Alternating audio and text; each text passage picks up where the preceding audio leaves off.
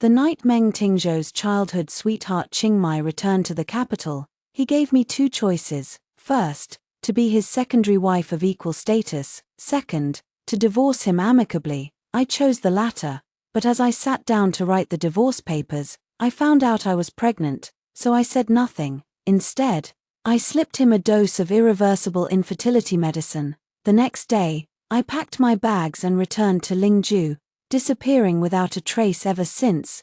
10 years later, Meng Tingzhou, now the Marquis of Yongning, was plagued by endless gossip and troubles, all because he had no heir after all these years. That was when I arrived in the capital, bringing with me a child who bore an uncanny resemblance to him in eyebrows and eyes.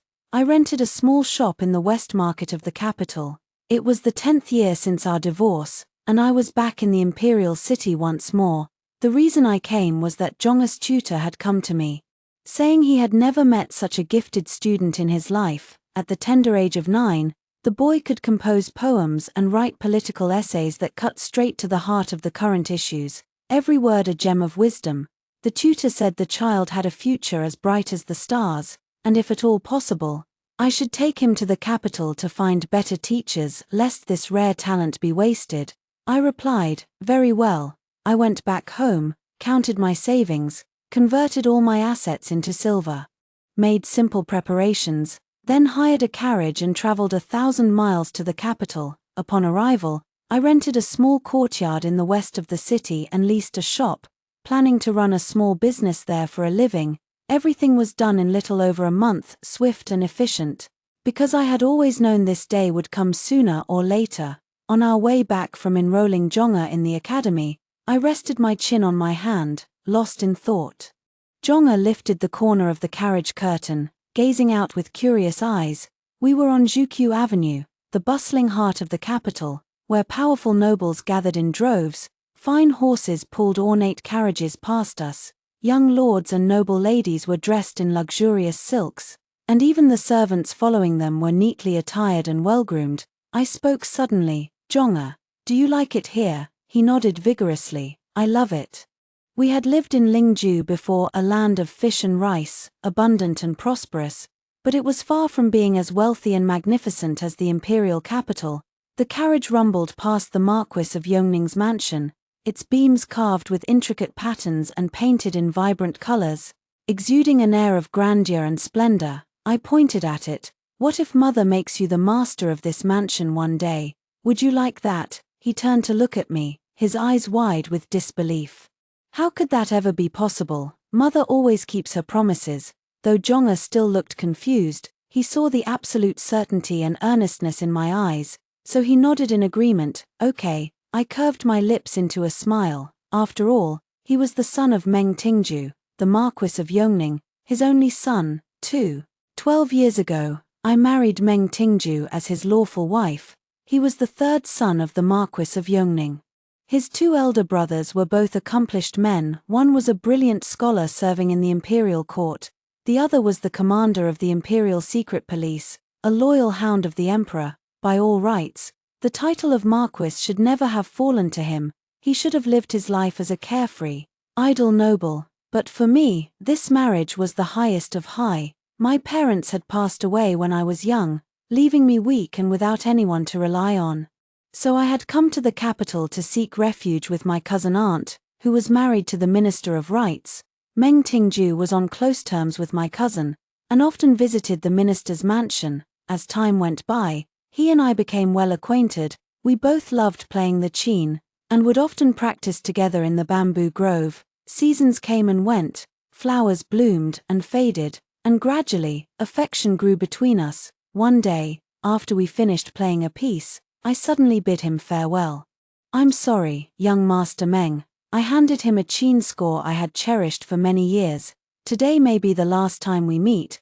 Please keep this as a memento. He looked utterly astonished. Why? Because I am going to marry someone else. Though my family background was humble, I was exceptionally beautiful. Ever since I had reached the age of 15, many matchmakers had come to propose marriage on my behalf. Just a few days prior, a matchmaker had brought a name card from the second son of the Minister of Rights, asking for a formal meeting between us. My cousin aunt had said it was a rare opportunity, a family of good standing, a young man of decent character and appearance, who was even willing to take me as his main wife. But before I could reply, Meng Tingju spoke up. "I will marry you." "What?" I thought I must have misheard him. I said, "Jiang Zhiyue, I have fallen for you. I want to marry you." The Marquis of Yongning's mansion was not a family just anyone could marry into, especially not a penniless cousin like me. My cousin aunt was overjoyed. She immediately declined the matchmaker's proposal and set about arranging my wedding. The days after I married into the Marquis's mansion were peaceful and happy. My parents-in-law were kind and easy to get along with. My sisters-in-law and I lived in harmony. We were deeply in love, a perfect couple playing the qin and set together in harmony. But this idyllic happiness did not last long. In the second year of our marriage, Li Xina came back. The Li and Meng families had been close friends for generations.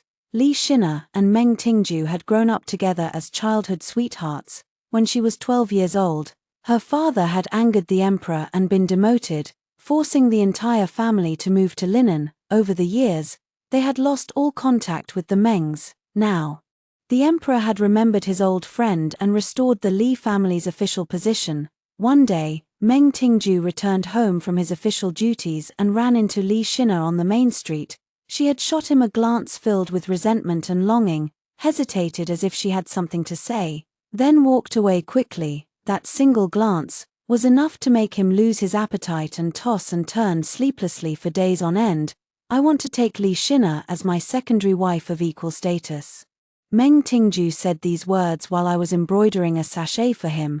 My hands froze mid-stitch, the needle pricked my finger, and blood seeped out, staining the silk. I looked at the man in front of me, feeling nothing but complete and utter strangeness. Just a few days ago, he had still been showering me with love and affection. That day, he had gone to a banquet and seen that all his colleagues had sachets embroidered by their wives, all except him. When he returned home, he had pestered me to make one for him, but I only knew how to play the qin. I was not good at embroidery at all. After being pestered by him half the night, I was too exhausted to refuse any longer, so I had promised him I would try. How could he have changed his mind so drastically in just a few days? He did not notice my shock and continued talking, lost in his own thoughts. I never thought that after all these years, Xina still remembers the feelings we shared when we were young.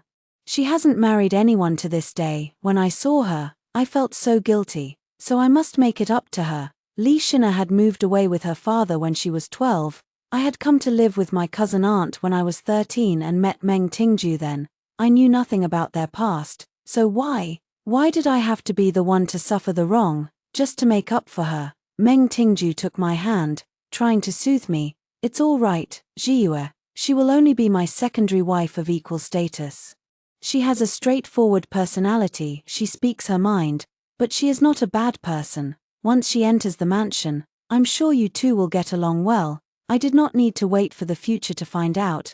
I had already gotten a taste of Li Xina's true colors. One day, I went to a jewelry shop and ran into her there. She looked at me with a haughty expression, her chin tilted up as she pointed at me. "I recognize you. Are you the one who seduced my third brother?"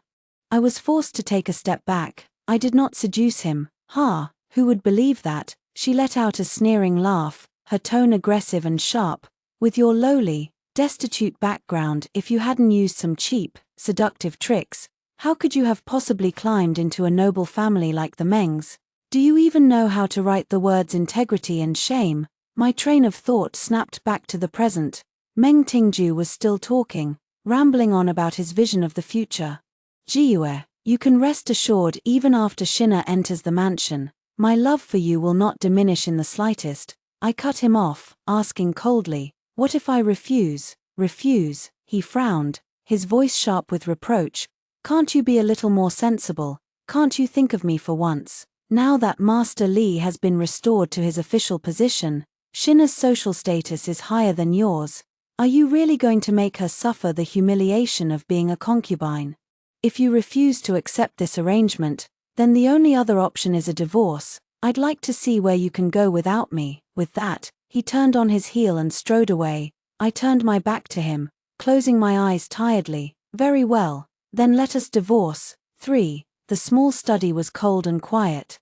I spread out a sheet of paper, ground the ink stick, and began to write the divorce papers. Perhaps I was overcome with grief, or perhaps it was something else entirely.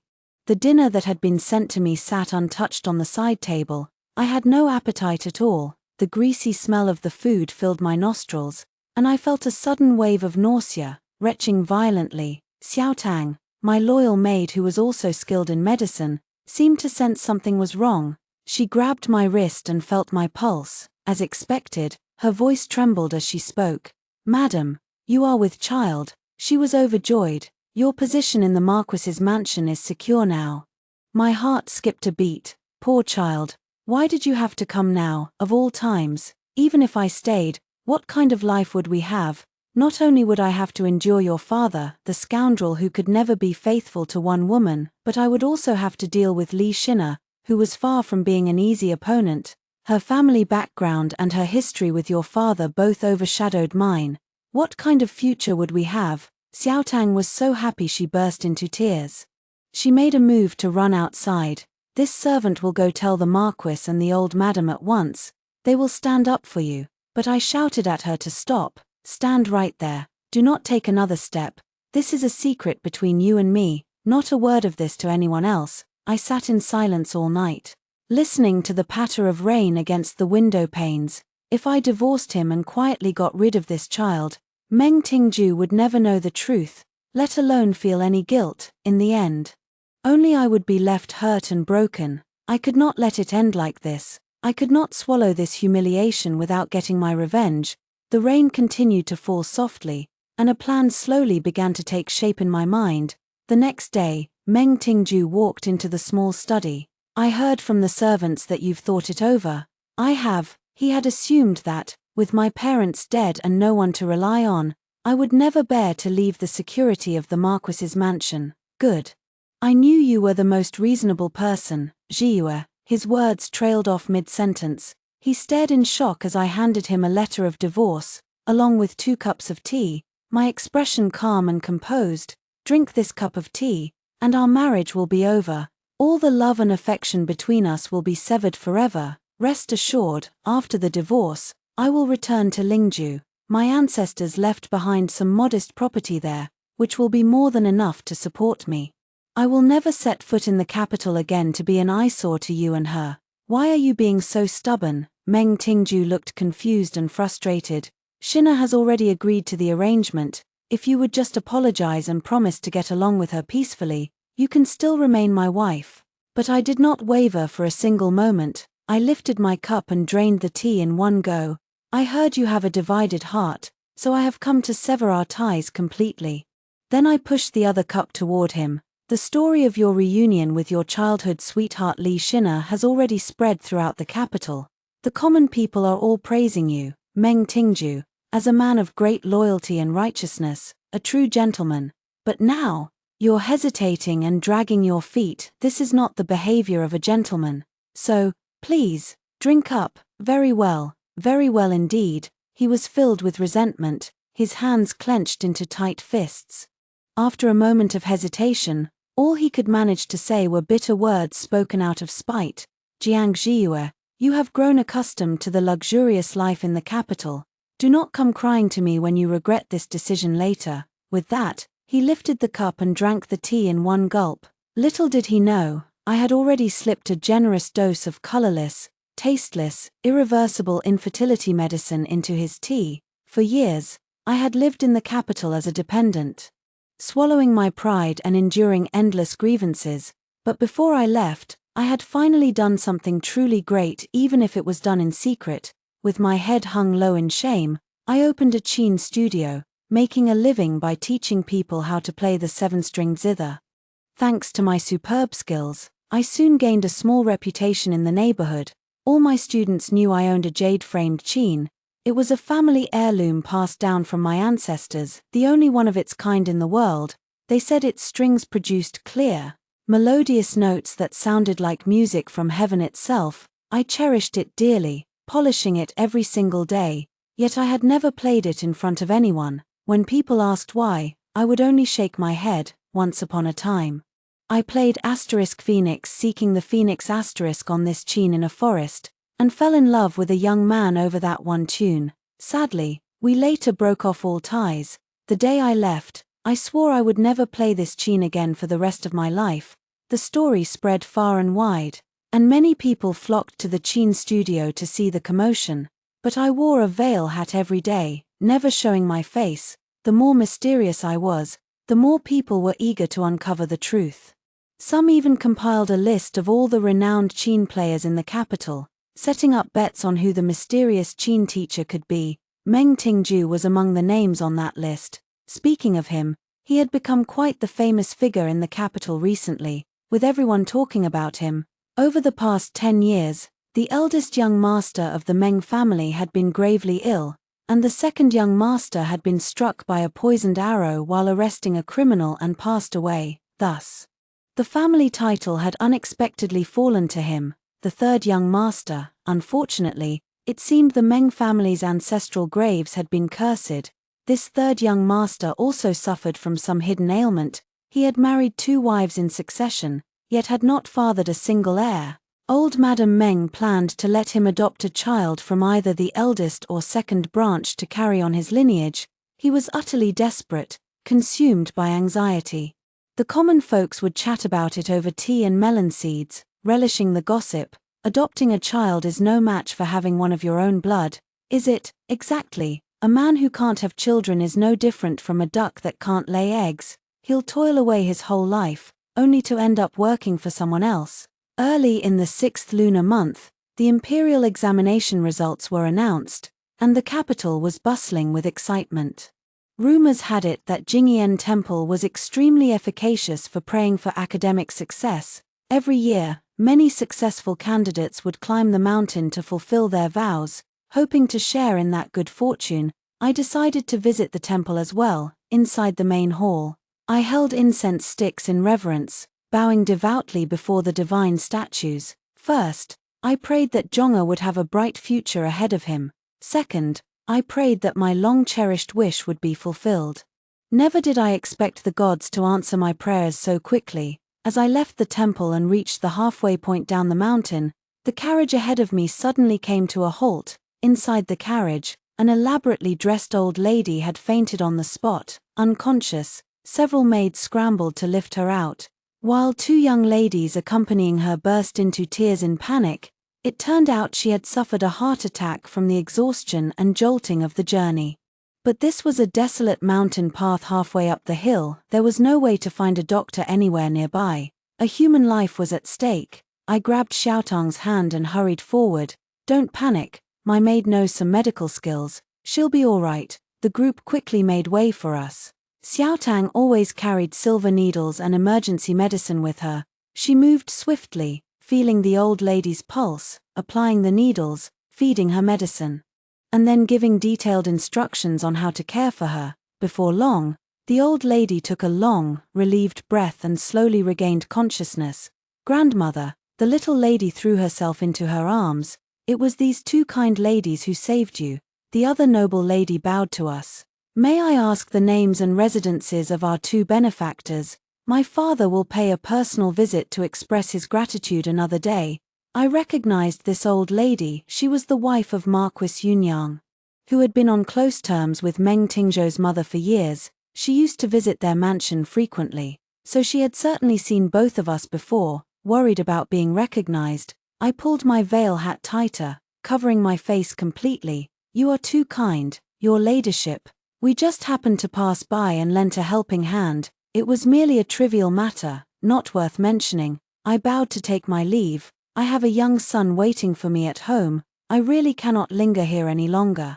So I must take my leave now. Marquis Yunyang's wife watched as our carriage gradually faded into the distance. She murmured to herself, "Why do I feel like that maid by her side looks familiar? As if I've seen her somewhere before." Her memory felt fuzzy, and she couldn't quite place where. Who exactly is she? After returning from Jingyan Temple, the speculation about me grew more intense by the day, spreading from the west of the capital to the east, and eventually throughout the entire city.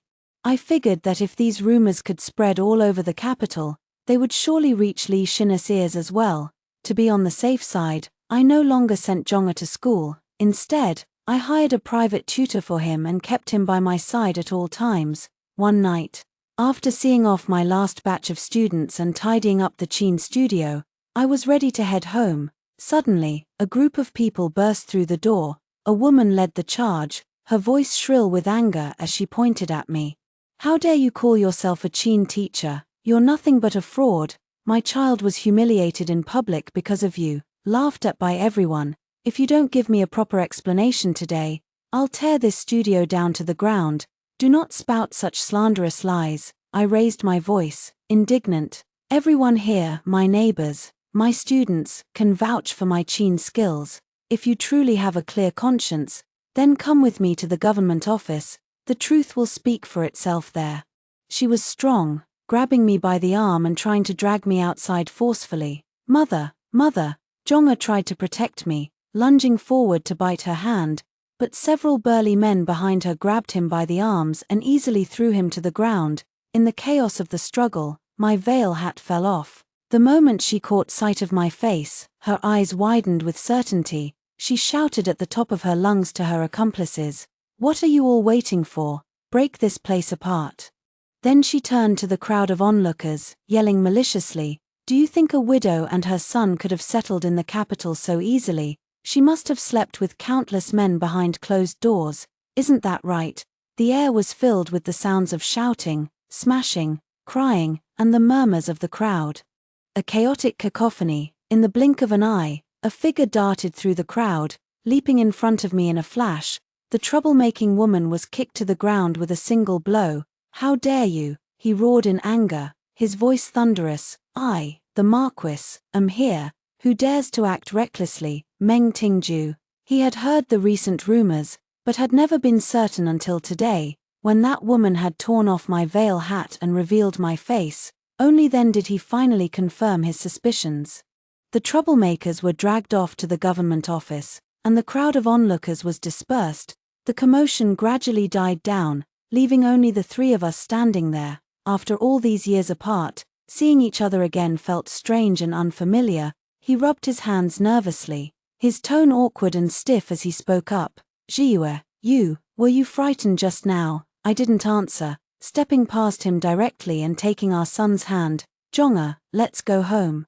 The Qin studio was only 2 streets away from our residence. It would take just a quarter of an hour to walk there. Meng Tingju followed silently behind us, maintaining a distance that was neither too far nor too close. Just as I was about to close the courtyard gate, he finally could not contain himself any longer. He stepped forward, blocking my way. "Jiang Zhiyue, I helped you out of a tight spot today. Won't you invite me in for a cup of tea?" I slightly turned sideways, making way for him. "You are a high-ranking Marquis, your lordship. How dare this humble woman refuse?" The room was simple and plain, with sparse furnishings. Meng Tingju, dressed in his luxurious finery, looked completely out of place here. Xiaotang went to light the fire and boil water, while I fetched a tea cake from the cabinet. "I only have loose tea leaves at home. They taste a bit bitter and astringent. I hope you will not mind, your lordship." He glanced around the room. Then his eyes fell on me as I skillfully cleaned the tea set. There was a tinge of emotion in his voice. "Once upon a time, your hands were only used for writing poems, painting landscapes, playing the qin, and arranging flowers. Now you have to do all these menial chores. Have you and our son been living like this all these years? They say it is hard to go from luxury to frugality, but it becomes easy as long as you let go of your pride and accept your circumstances with an open heart. Earning one's own living is nothing to be ashamed of," I replied in a calm, even tone. "In Lingju, our life was a little better than this. But later, Zhonga's school teacher said he was exceptionally gifted and hoped I would find him better tutors. That is why I brought him back here. I thought life in the capital would be difficult, and we would have many expenses in the future, so we had to cut back on our living costs a little." On the table lay a few books, with a name written on the top one, ***Meng Ruzhang****. He knelt down halfway, bringing his eyes level with Zhonga's, staring at the pair of eyes that bore an 8-part resemblance to his own. He fell silent for a long time. Then, his voice filled with disbelief, he asked, "Mine?" I had imagined this exact scene countless times in my mind. Back then, he had not truly wanted to divorce me and sever all ties, on the contrary, because I had left him so abruptly. He had even harbored some lingering feelings for me. Therefore, for me, playing the emotional card, pretending to be weak and pitiful, and using retreat as a form of advance was the simplest and safest strategy. The power and wealth of the Marquis's mansion were too tempting. To achieve my goal, what harm was there in swallowing my pride and feigning compliance for the time being? I found him. I deliberately turned around, avoiding his gaze. My voice was stubborn and defiant. In any case, this child has nothing to do with you. You and I have long since settled all our grievances and debts. Nothing about me has anything to do with you anymore. What happened at the Qin studio just now was none of your business, but you insisted on meddling. The moment he heard the words settled all our grievances and debts, he instantly lost his composure. He stood up abruptly, his tone urgent and agitated. Xianxia, do you think I would believe such a lie? You divorced me, yet secretly gave birth to our child. Is this what you call settling all our grievances and debts? Why didn't you tell me you were raising this child alone all these years? Why didn't you tell me you were being bullied and ostracized in the capital? You knew perfectly well that I would never turn a blind eye to your troubles if you had just asked for my help. That's enough. Meng Tingju, shut up. I lost control of my emotions. Tears streaming down my face as I shouted at the top of my lungs. Do you think I really wanted to give up the glory and wealth of the Marquis's mansion, beg for a divorce, and run off to live a life of hardship back then? It was all because I loved you. The words hung in the air like a bolt of lightning, and the expression on Meng Tingzhou's face froze instantly. It was the first time in my life that I realized I was such an excellent actress. I bit my lip hard, secretly pinching my thigh fiercely to keep the tears flowing, and pressed on. I couldn't bear to share your husband with other women. I couldn't tolerate your love being divided between me and someone else. How I wished I could pretend to be magnanimous and kind, free from jealousy and resentment, so that I could stay by your side forever. But I couldn't do it. You would love another woman just as you loved me, write her the same love poems, take her to admire the same cherry blossoms in spring, play the qin and sing together in perfect harmony, lingering in each other's arms in tender affection. Just the thought of that scene drove me almost insane. What else could I have done? What else did you expect me to do, besides asking for a divorce? What other choice did I have? Now that you've heard me admit it with my own mouth, are you satisfied? Caught up in the heat of the moment, I snatched a teacup from the table and hurled it at him in a fit of vengeful rage. Meng Tingju didn't dodge. He stood rooted to the spot like a stone sculpture. In his eyes right now, my wild outburst was nothing but the pangs of love turned to anger, of affection twisted into resentment. He strode forward and pulled me into his arms. Jiue, I'm so happy. You still have me in your heart, don't you? You can never forget me, can you? I was tired of acting, tired of shouting myself hoarse. When I spoke, my voice was raw and gravelly. Yes, after we divorced, I found out I was pregnant. What does that tell you? It means you and I are bound by a cursed fate in this life. We can never escape each other. All these years have passed, and I don't hate you anymore. Now, just being able to look at you is enough for me. I ask for nothing more. 7. I closed down the Qin studio. Following Meng Tingzhou's arrangements, I took Zhong'e and moved into another mansion of his. He would go back to make preparations, offering sacrifices to the ancestors, updating the family tree, then take Zhong'e back to the Marquis's mansion to be recognized as his legitimate heir. He vowed to get to the bottom of the people who had been harassing me. Of course I knew who was behind it all, and what her motives were. Li Shina had found out about my return to the capital even before Meng Tingju did. She had tried to harm Zhong'e, only to find that I kept him by my side day and night, leaving her with no chance to strike, so she had resorted to smearing my name, hoping to make me lose all face and be forced to leave the capital for good.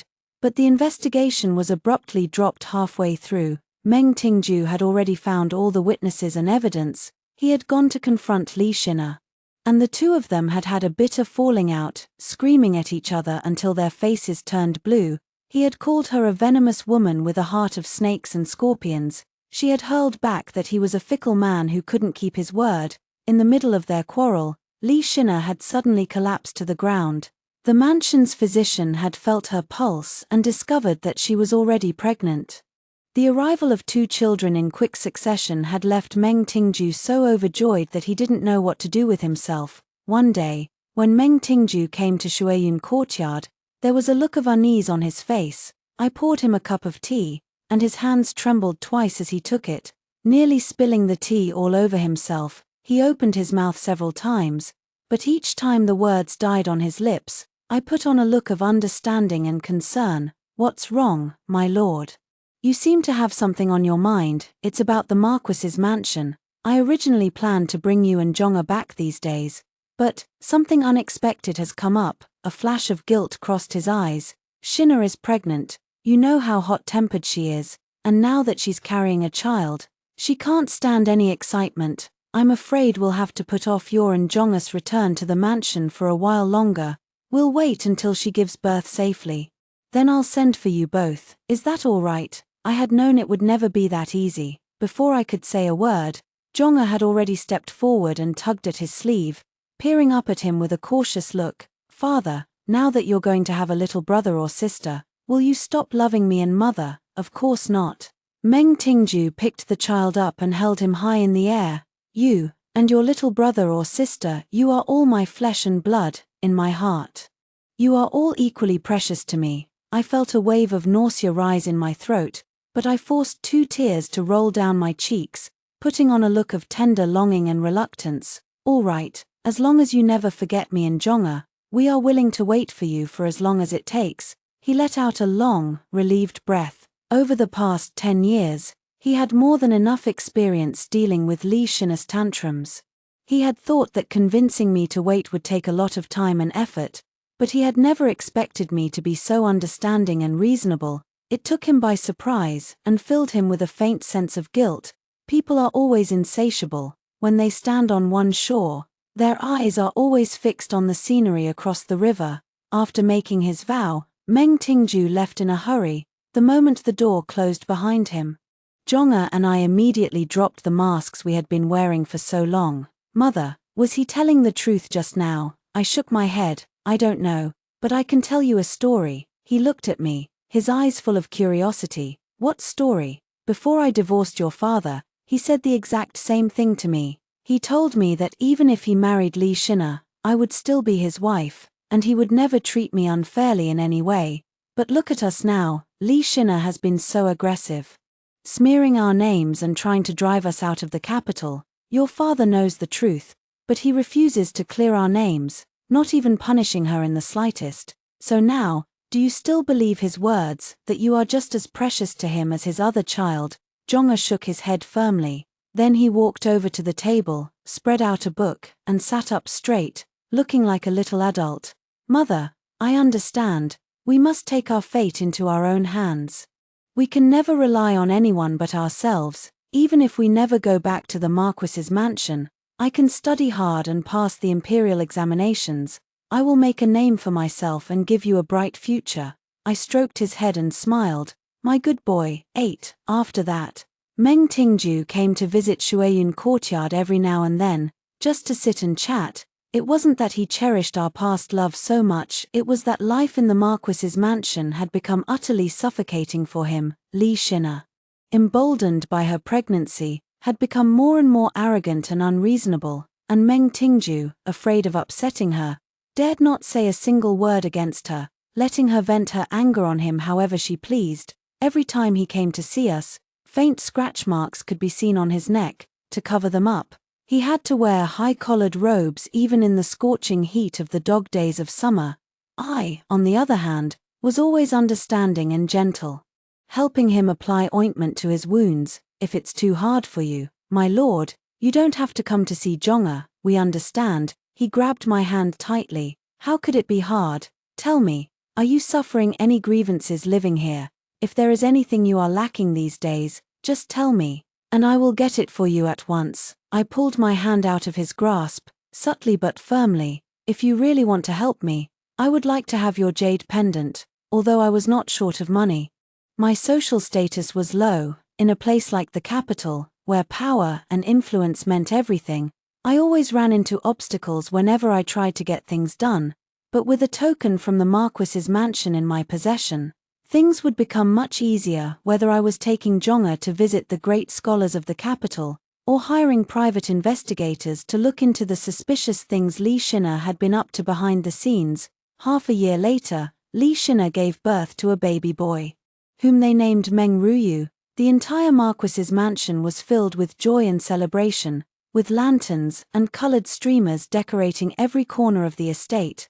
Meng Tingju said that he would finally put the plan to bring Zhonga back to the mansion into action, preferably before the baby's 1-month-old banquet, so that they could celebrate both occasions together. Li Shina flew into a rage as soon as she heard the news. This is a matter of the Marquis's mansion's reputation. I will never agree to you recognizing this child of unknown origin as your heir, my lord. What you don't know is that I have already sent people to thoroughly investigate her background.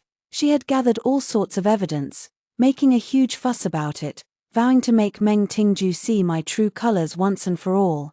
I couldn't help but sigh to myself. She really was full of energy. She had only just given birth a little over a month ago. Yet she still had the strength to stir up so much trouble. In the main hall of the Marquis's mansion, Li Shina sat on the seat of honor, her tone sharp and accusing, like a magistrate interrogating a prisoner. I sent my men to question your neighbors in Lingju. They all said that although you divorced the Marquis 11 years ago, you didn't return to Lingju until 9 years ago, by which time you had already given birth to the child. No one can testify to exactly when he was born.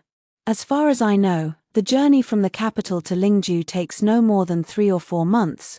Who knows what you were doing during that missing year and a half?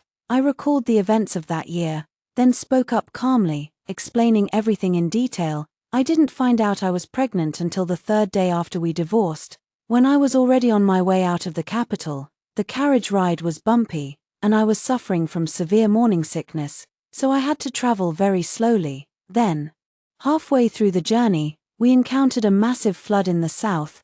Thousands of refugees were fleeing north to escape the disaster. I was carrying a large sum of money with me, and I was dressed in fine clothes. I also looked like a weak woman who couldn't even lift a chicken. To protect myself, I had no choice but to stop in Yaroju to wait for the danger to pass. By the time it was safe to travel again, my pregnancy was already advanced. So I simply stayed in Yaroju to give birth to the child. I rested there for more than half a year before finally making my way back to Lingju. The old Madame Meng's eyes flickered slightly. Her eldest son had contracted a severe lung disease 10 years ago, while he was on an imperial mission to help with flood relief efforts, and had been gravely ill ever since. Meng Tingju quickly stepped in to smooth things over. All right, Shina, at the end of the day, the fault lies with our Marquis's mansion. If I had sent a few guards to escort her back then, none of these disputes would have happened today. Besides, just look at this child. He looks exactly like me, as if he were carved from the same mold. How could he possibly be someone else's son? You can't be so sure. She had a second ace up her sleeve, and she was ready to play it. There are so many people who look alike in this world. Finding another man who resembles you would be child's play. Bring the adulterer up here at once. She clapped her hands 3 times. The servants quickly dragged a strange man into the hall. His name was Xiao Ku, and he was a wandering knight-errant. He voluntarily confessed that he had once had a brief affair with me and that he was Zhonga's biological father.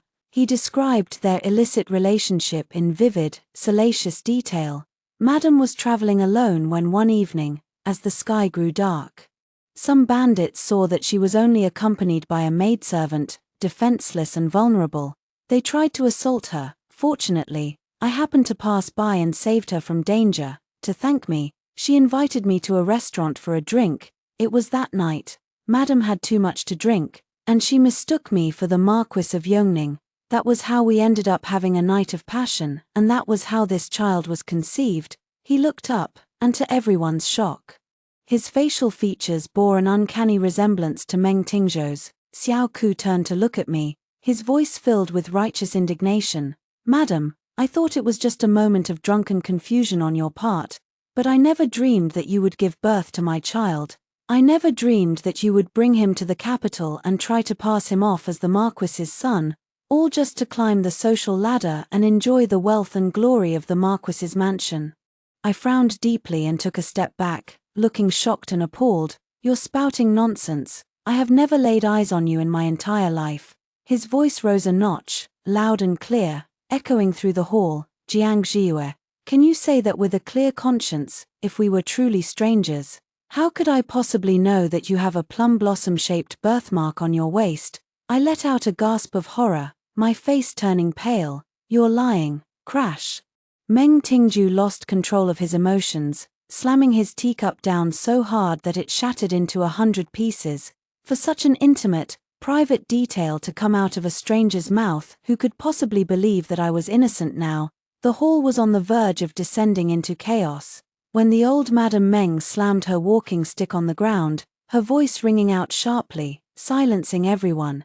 "Enough, all of you, shut up at once. What good will all this shouting and arguing do? It will solve nothing." The entire hall fell completely silent, everyone cowed by her authority. "There's no need for all this trouble. We can simply do a blood test to prove paternity, whether she is innocent, or whether she is trying to pass off a child of unknown origin as the Marquis's heir. We will have our answer once and for all.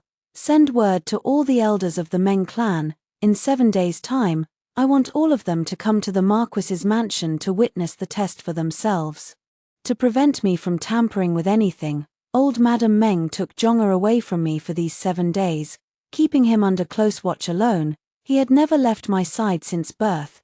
Though my heart ached with reluctance now, there was nothing I could do. 7 days later, in the main hall of the Marquis's mansion, everyone gathered together. For the sake of the Marquis's family reputation, old Madame Meng did not let Zhong'er appear in public. Instead, she kept him in the back room, personally supervising as a small bowl of his blood was drawn. All these items today were prepared under my supervision. This matter concerns the bloodline of the Marquis's mansion. I will never show favoritism to anyone. Since none of you have any objections, let us begin." A servant dripped the blood into a bowl of clear water, then handed a silver needle to Xiao Ku. Without the slightest hesitation, Xiao Ku pricked his finger. Everyone held their breath, staring intently at the result. The blood fused together. "What?" Meng Tingju stepped forward in utter disbelief. Over these past few months, he had already accepted Zhong'er as his own flesh and blood. Now, confronted with such a result, he found it impossible to take in. He fetched another identical bowl of blood water, pricked his own finger, and dripped his blood into it. No fusion. He called for a doctor to come forward. "Is there something wrong with this water?" After carefully examining it, the doctor shook his head. "No, your lordship. Could there be some other trickery involved?" The doctor replied with trepidation. "Your lordship, I have checked everything thoroughly. The water, the bowl, the silver needle, all are perfectly clean, with no signs of tampering. You must accept this fact. This child is truly not your blood relative." In front of everyone, Meng Tingju could no longer deceive himself. His brows furrowed deeply, and the veins on his forehead stood out in anger. His eyes fixed on me, filled with nothing but profound disappointment. "Xianxia, I trusted you so wholeheartedly, yet you dared to lie to me like this." A deafening roar seemed to explode in my ears. My heart thundered violently, as if it were about to leap out of my chest. I shook my head frantically, my expression a picture of panic. This can't be possible. How can it be? Zhong'er is the child I carried for 10 months and gave birth to. I know him better than anyone else. How could he not be the Marquis's own flesh and blood? Why? Li Shina raised an eyebrow, a cold smile playing on her lips. All these pieces of evidence were prepared under the personal supervision of the old lady. She has always been impartial and selfless. Do you mean to imply that the old lady deliberately fabricated evidence to frame you?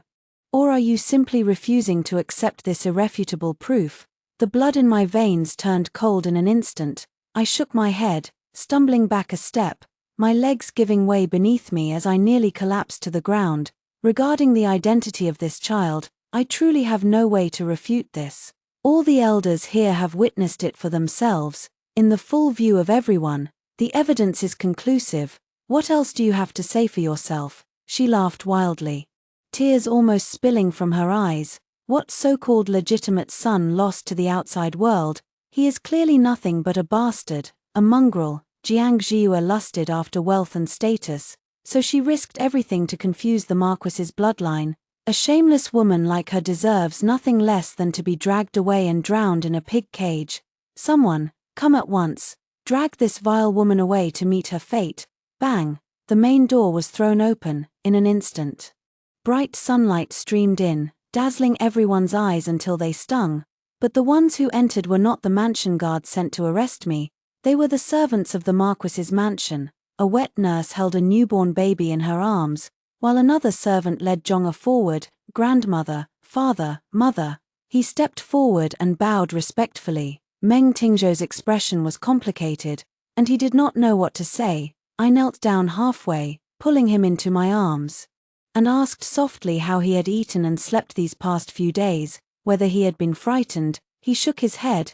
Grandmother treated me very well. I smiled with relief. My good boy, you have been wronged. Then I led him forward, standing before everyone. Everyone, look closely. Zhonga spread his hands open, displaying them carefully. All 10 of his fingers were intact, unharmed. As for the baby in the swaddle, the pad of his index finger had been pricked by a needle, and blood was still oozing from the wound.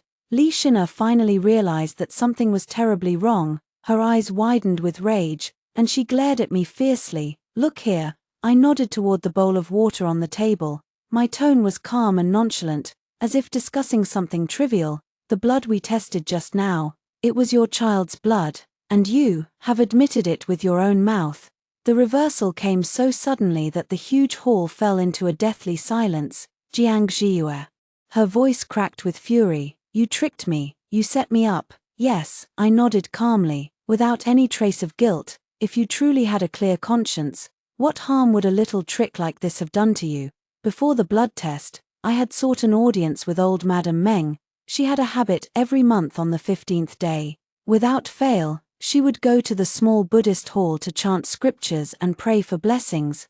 I catered to her preferences, copying Buddhist scriptures 100 times in advance, until I finally earned her summons. Inside the small Buddhist hall, incense curled gently into the air, filling the room with a faint, serene fragrance. I could not expose the truth that Meng Tingzhou was infertile, so I had to hint at it in a subtle, roundabout way. I have always walked the straight and narrow, with a clear conscience. Naturally, I have nothing to fear from any kind of investigation, but I am afraid that Li Xina, in order to ensure that her own child can inherit the title of heir apparent in the future, will resort to underhanded means during the blood test to prevent Zhonga from being recognized as your son and returning to the mansion. Old Madame Meng was persuaded by my words, and finally nodded her head in agreement.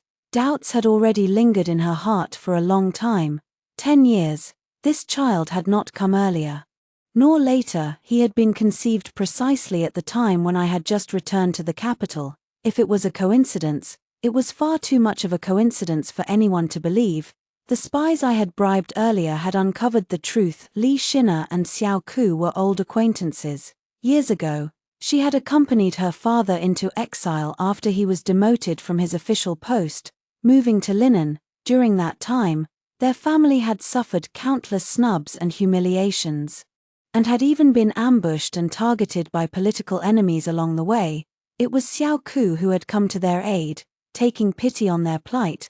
They had met in their time of adversity, and had developed mutual affection for each other. He was a free-spirited wandering swordsman, while she was a fallen noble lady in distress. Day after day, their bond had deepened, and love had gradually blossomed between them. Later, when she returned to the capital and married into the Marquis's mansion, the two of them had continued their secret trysts in private. In pursuit of excitement, she would sometimes dress Xiao Ku in Meng Tingzhou's clothes, hiding him inside the mansion.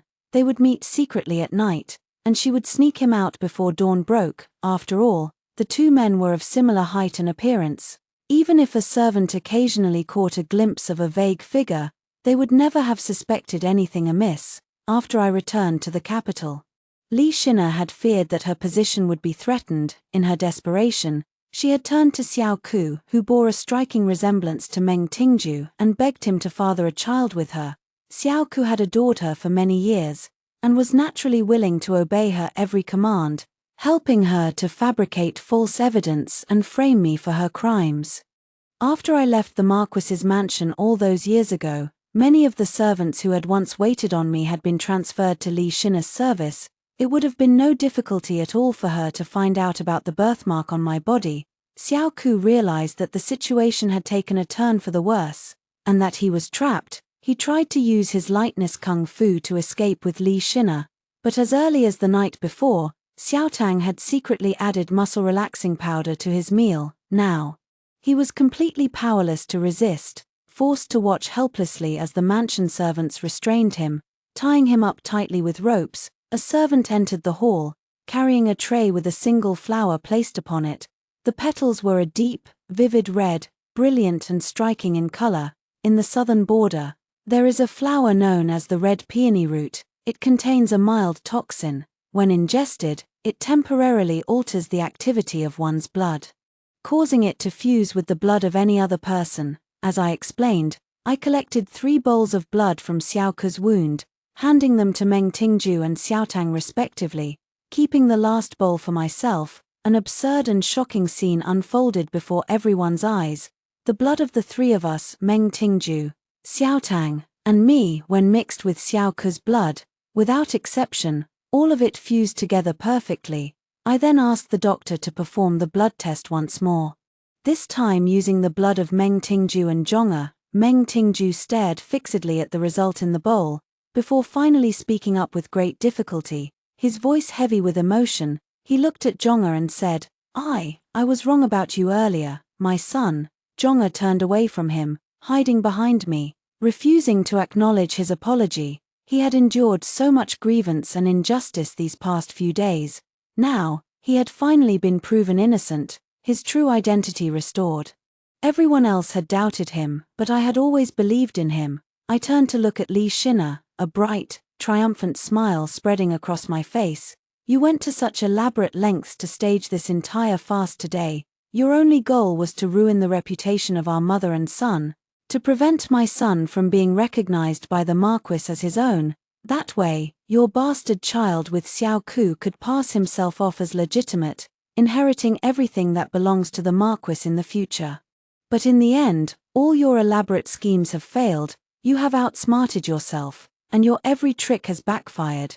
Meng Tingzhou's eyes were bloodshot with rage as he stared at her, his gaze burning with betrayal. He asked her, each word dripping with pain and anger, when we married, I promised you a phoenix crown and a red silk robe, a wedding procession stretching for 10 miles, marrying you with all the splendor and glory a woman could dream of. For these past 10 years, I have treated you with nothing but kindness and respect. Why did you betray me like this? Now that her scheme had been exposed, she no longer bothered to maintain her pretense of innocence. Meng Tingju, you heartless, hypocritical wretch. Do you remember how my family suffered when my father was demoted and exiled to Linen, how we were humiliated and looked down upon by everyone? Who was there to stand by my side during our darkest hour? It was him, Xiao Ku, not you. Do you think I remained unmarried all those years because I was pining for you? Because I couldn't forget you? Don't flatter yourself. The only reason I married you was because I could not marry Xiao Ku. My father was desperate to curry favor with the Marquis's family, to pave the way for my elder brother's official career. That was why he schemed to marry me off to you. She pointed at Meng Tingju, screaming at the top of her lungs, her voice filled with hatred and loathing. In my eyes, you were nothing but his substitute, a mere stand-in for the man I truly loved. The farce came to an abrupt and unsatisfactory end. Xiao Ku was convicted of the crime of adultery and attempting to confuse the bloodline of the Marquis's mansion. He was dragged away and beaten to death with wooden staffs. As for Li Shina and her bastard child, they should have been put to death according to the law, but her father and elder brother could not bear to see her meet such a cruel end. They intervened, suppressing all rumors of her scandal, and managed to save both her and her child's lives. But after committing such a heinous, shameful act, she had brought unspeakable disgrace to the Li family's reputation. The Li family was utterly ashamed of her, and refused to take her back. In the end, they had no choice but to send her and her child to a remote farm estate in the countryside, leaving them to fend for themselves, to live out their lives in obscurity and despair. Not long after Li Xina was sent away, she lost her mind. One night, she hugged her child tightly in her arms and threw herself into a well, drowning them both. As for the truth about Meng Tingzhou's infertility, the Marquis's mansion finally uncovered it as well. After he married Li Xina, they had been unable to conceive a child for a long time. When I was still in the Marquis's mansion, even though we had also failed to have a child after 2 years of marriage, I had served the old lady with filial piety and dedication, treating her as if she were my own mother, attending to her every need personally. Madame Meng had been quite satisfied with me, and seeing that we were both still young, she had not been in any hurry for us to have children. Later, after Meng Tingzhou married again, she had been quite critical of Li Xina's behavior. As the years passed and the couple still had no children, she had taken matters into her own hands, arranging for him to take several concubines. Once the inner courtyard was filled with so many women, conflicts and jealousies inevitably arose. Li Xina had always been a jealous and shrewish woman. Seeing all these young, beautiful concubines surrounding her husband, each with her own charms, she had been consumed by rage and resentment. She did not dare to defy old Madame Meng directly, but as the legitimate wife, she wielded absolute authority over the concubines, subjecting them to her cruel and petty tyranny. Those poor concubines had lived in constant fear under Li Xina's rule. The slightest mistake would earn them a severe beating or scolding. For more serious offenses, they would be sold off to brothels or remote villages, never to be seen again. Meng Tingzhou was not ignorant of her true nature, but he had simply been too lazy to interfere, choosing to turn a blind eye to her cruelty, ignoring the suffering of the concubines. Later, he had accidentally met a singing girl named Yinyan aboard a pleasure boat. Yinyan was gentle and delicate, with a soft, timid disposition that inspired pity. She also had a younger brother to care for, and the two siblings depended on each other for survival.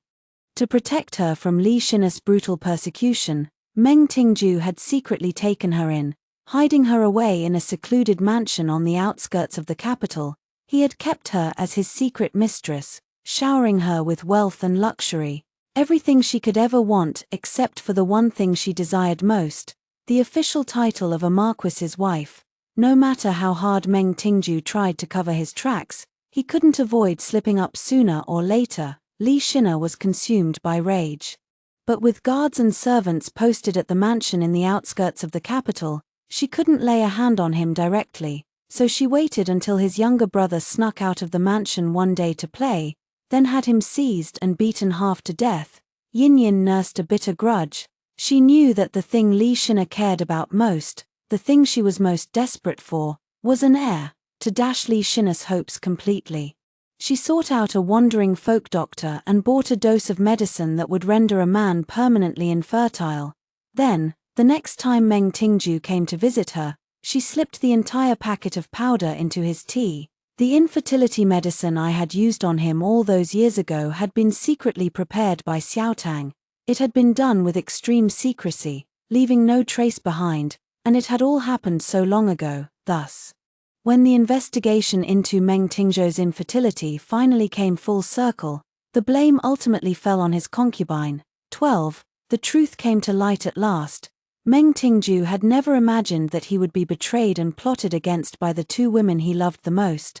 The blow was so devastating that he was struck down by a severe illness. Overcome with anger and heartbreak, he was force-fed bowl after bowl of bitter medicinal decoctions, but his condition never improved. Xiaotang felt his pulse, then quietly dug up a packet of discarded medicinal dregs from beneath a tree in Li Xina's courtyard. It was then that they discovered the horrifying truth. From the moment Li Xina had found out the gender of the child in her womb, she had been secretly poisoning Meng Tingzhou's food and drink. Small doses, administered repeatedly over a long period of time. That was why, in the days leading up to his illness, he had seemed perfectly healthy on the surface. While his insides had long been ravaged beyond repair, the damage too severe to reverse. During the days when he was confined to his bed to recuperate, he spent more time with me than anyone else. I plucked the strings of the qin, just as I had done all those years ago at the minister's mansion, playing for him, chatting with him about musical scores and the subtleties of melody. Jiue, play another tune for me, please. Ever since I fell ill, I've been feeling so miserable, weak all over. Dizzy, my ears ringing constantly. He reclined lazily on a small couch, propped up on thick goose-down cushions, his face haggard and pale, only his eyes still held a faint glimmer of light. But whenever I listen to you play the qin, I feel so much better. I smiled softly. I spoke to him in a gentle, soothing voice, coaxing him like a child. Then I'll play *Moonlit River in Spring* for you once more. He was completely enchanted by the music. The furrow between his brows gradually smoothed out, and before long, his breathing became steady, and even as he drifted off to sleep, it wasn't that my qin playing possessed some miraculous healing power, it was simply that he was dying. The sachet I wore at my waist contained a herb called wulan grass, harmless to ordinary people, but when it interacted with the poison Li Shina had given him, it triggered a fatal reaction, clashing violently with the toxic substances in his body. Though it could numb the pain temporarily, it unknowingly accelerated the deterioration of his failing health. Perhaps it was because death was drawing near. These days, he would always hold my hand, rambling on about the old days, talking about trivial, scattered memories. Jiue, he squeezed my hand weakly. Looking back on my life, I have truly loved so many people, but all of them either plotted against me or betrayed me, from beginning to end. You were the only one who ever treated me with genuine sincerity, and you are the one I have wronged the most. I lowered my eyes, tucking the quilt around him gently, comforting him softly. Rest well and focus on getting better. There's still a long way to go. The secret of the infertility medicine I had given him all those years ago, I planned to take it to my grave. Who could have imagined that his concubine would later give him the exact same drug? Somehow, someone else had ended up taking the blame for my crime. Why should I not take advantage of this stroke of luck? One day, as I was carrying my qin on my way to Meng Tingzhou's courtyard, I ran into Zhong'e, who had just finished his lessons. He was on his way to the study. I called him over, stopping him in his tracks. Come with mother to visit your father. Stay a while and talk to him more. He hesitated, then frowned, looking reproachful. Mother, when did you become like this? I explained to him patiently. You are the heir apparent now. One day, you will inherit everything he has. It won't do for people to see that father and son are estranged from each other. He thought about it for a moment, then nodded, agreeing that I was right. Under my prompting, Zhong'e began to visit his father more and more frequently. Father and son started having long, frequent conversations. They would chat about trivial things, what he had eaten that day, what he had learned in his studies, how he was getting along with his cousins. Zhong'e was sharp-witted and had an excellent memory, able to grasp new knowledge quickly and make connections between different subjects with ease. Now, with the status of the Marquis's heir, with the greatest scholars of the time teaching him, and with countless rare and precious books at his disposal, he made rapid progress in his studies, as expected. Moreover, he had inherited the musical talent that ran in both my and his father's blood. After listening to me play the qin for so long, he had taught himself to play without any formal instruction. Meng Tingzhou doted on him deeply. He truly is our son, no doubt about it. One evening, Meng Tingzhou's condition took a sudden and drastic turn for the worse. Almost everyone in the mansion gathered around his bed, waiting for the final farewell. He saw so many people, spoke so many words, and finally, he sent for Zhong'e and me. Meng Tingzhou reached out, taking both of our hands in his. His eyes filled with unspeakable grief and reluctance. His voice was broken and fragmented, his breath growing weaker by the second, barely able to form coherent sentences. When I die, leave everything to you and the child. From now on, no one in the capital will ever dare to bully you and our son again. As soon as the words left his lips, his hand fell limply to his side. His eyes closed slowly, and a single tear slid down his cheek. The old Madame Meng stumbled forward, trembling, reaching out to check his breath. She let out a heart-wrenching wail of sorrow. My son, my poor son. In an instant, the room was filled with the sound of weeping, everyone overcome with grief. I hugged Zhong'er tightly, crying bitterly as well, though perhaps it was tears of joy, not sorrow. After Meng Tingzhou's death, my son Meng Ruzhang inherited the title of Marquis of Yongning. In the decades that followed, he passed the imperial examinations with flying colors, embarked on a successful official career, rose to the position of Grand Secretary, and enjoyed an unobstructed path to the highest ranks of power. To prevent my name from being forever tied to Meng Tingzhou's, he submitted a memorial to the emperor, requesting a noble title for me in my own right. From then on, I remained in the Marquis's mansion as the biological mother of the Marquis of Yongning. Spending my remaining years in peace and comfort, well provided for, I held the imperial edict, its bright yellow silk glimmering in the light, and stroked my son's head gently, just as I had done when he was a little boy. I said softly, with a proud smile, "My son, you've done so well."